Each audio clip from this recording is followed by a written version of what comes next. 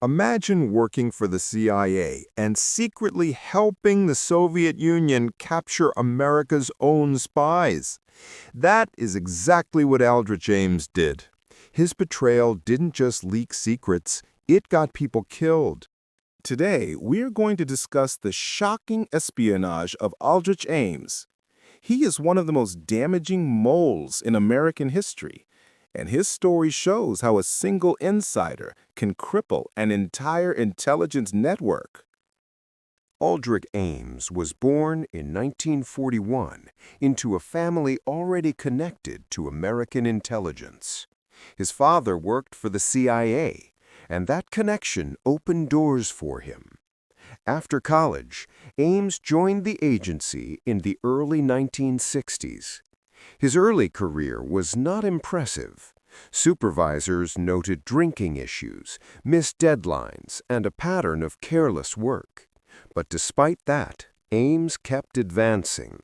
He rotated through positions in analysis, operations, and eventually counterintelligence. Those roles gave him access to classified files, covert networks, and the identities of American sources operating inside the Soviet Union. He was an average employee with extraordinary access, and that combination would later prove devastating. In the early 1980s, Aldrich Ames was facing serious financial problems. He was deep in debt, struggling with alcohol, and trying to maintain a lifestyle he could not afford. His marriage was falling apart, and he felt pressure to impress his new partner with money he simply didn't have. In 1985, Ames made a decision that would change everything. He walked into the Soviet embassy in Washington, D.C., and offered to sell classified information. The KGB paid him $50,000 on the spot. For Ames, it was more than a year's salary handed to him in cash. From that moment on, money became his only motive. He kept going back to the Soviets again and again, delivering secrets in exchange for enormous payments. Over time, he received more than $2.7 million. It was one of the largest sums ever paid to an American turncoat. Ames wasn't driven by ideology. He was driven by greed, desperation, and a growing confidence that he would never be caught.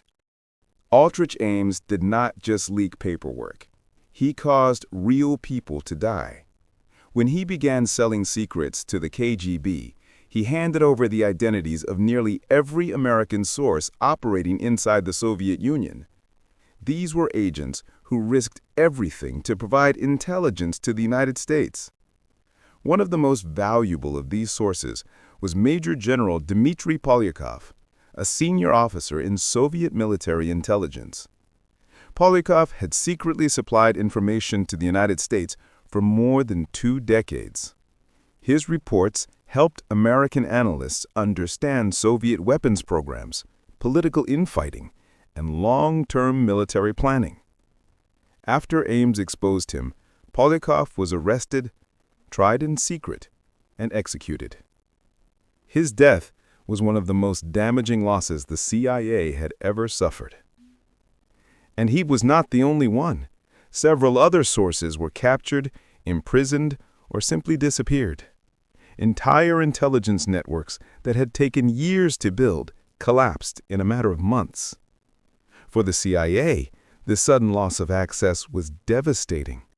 The agency had relied heavily on human sources to understand Soviet strategy and internal decisions. After Ames exposed them, the United States was effectively blind inside the USSR. For almost a decade, analysts struggled to understand why operations kept failing. Missions were compromised, plans leaked instantly, and crucial warnings never made it back to Washington. No one suspected that one mid-level officer had quietly gutted the entire system from the inside. For years, the CIA struggled to understand why its operations inside the Soviet Union kept collapsing. Missions failed without warning, agents disappeared, and every attempt to rebuild networks fell apart as soon as they began. At first, the agency blamed bad equipment, double agents, and even simple bad luck. No one wanted to believe the real answer. By the late 1980s, the pattern was impossible to ignore. Someone inside the CIA was feeding information to the KGB. A mole hunt began, but the investigation moved slowly and cautiously. Looking for a traitor inside your own agency meant every officer suddenly became a suspect. Eventually, investigators noticed something odd about Aldrich Ames. Despite his modest government salary, he was living far beyond his means. He paid cash for a Jaguar, bought expensive suits, and moved into a high-end home in Northern Virginia. None of it matched his official income. A joint CIA and FBI task force placed Ames under surveillance. They watched his movements, monitored his bank activity, and tracked his unexplained spending. Over time, the evidence pointed only in one direction. The mole they were looking for was not a mysterious outsider. It was Aldrich Ames himself. In February of 1994, investigators decided they finally had enough evidence to act. Early one morning, Aldrich Ames left his home in Arlington, Virginia, and began driving toward his office. What he didn't know was that a full surveillance team had already surrounded the area. As Ames reached the Wilson Boulevard Bridge, FBI agents moved in and boxed in his car. They ordered him out of the vehicle and placed him under arrest. After nearly a decade of deception, the mole inside the CIA had finally been caught. The case that followed revealed just how much damage he had done. Ames pleaded guilty in exchange for sparing his wife from the harshest penalties. He admitted to compromising dozens of intelligence sources, including some of the most valuable assets the United States had inside the Soviet Union. Aldrich Ames was sentenced to life in prison without the possibility of parole. He remains incarcerated today. His betrayal forced the CIA to overhaul its internal security system and served as a permanent reminder that even trusted insiders can inflict enormous harm on a nation's intelligence capabilities. The Aldrich Ames case left a deep and lasting mark on American intelligence. His betrayal forced the CIA to confront weaknesses that had been ignored for years.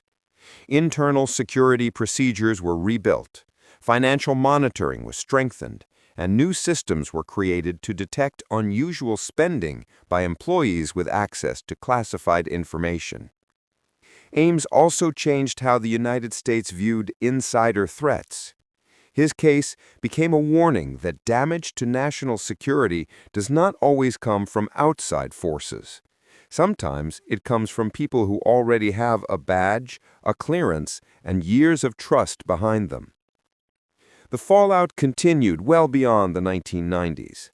Analysts have repeatedly revisited the Ames case to understand how one mid-level officer was able to cause so much harm for so long. His actions reshaped training programs, background checks, and the way sensitive information is compartmentalized. Today, Ames remains a reminder of the cost of a single insider turning against their country. The networks he destroyed can never be fully rebuilt. The lives lost cannot be reclaimed.